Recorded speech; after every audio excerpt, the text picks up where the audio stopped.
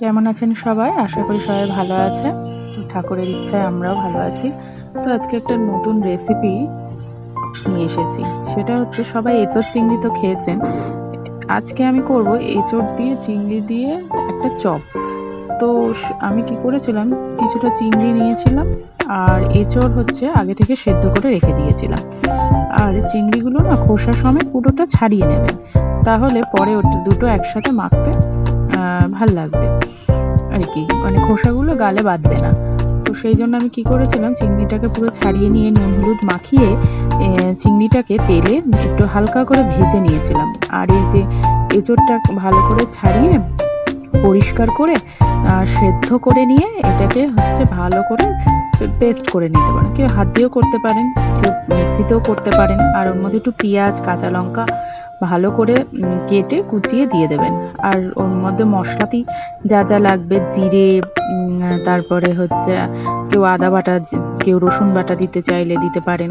তাছাড়া ধনে, একটুখানি মিট মশলা দিলে এটা টেস্ট হবে। এরকম করে ভালো করে মাখিয়ে নেবেন এবং এগুলো ছোট ছোট করে যদি রাখতে চান তো রাখতে পারবেন। 5-10 মিনিট পর এইরকম ছোট ছোট করে মানে চপের মতন করে এরকম ছোট ছোট করে করে নিতে পারবেন। আর এটাকে যদি কেউ একটু ঝাল ঝাল করতে চায়, একটু লঙ্কা দিয়ে দিতে পারবেন। এবার কি করব, এবার একটু তেল গরম করতে দেবো কড়াইতে। এটা আমি লোহার কড়াইতেই সাধারণত এই ভাজাভুজিগুলি করি, এটা খুব ভালো হয়। এবার একটা একটা করে তেলের মধ্যে এইগুলোকে ছেড়ে দেবো এবং ছেড়ে দেওয়ার পর একটুখানি ভালো করে কড়া করে ভেজে নেবেন।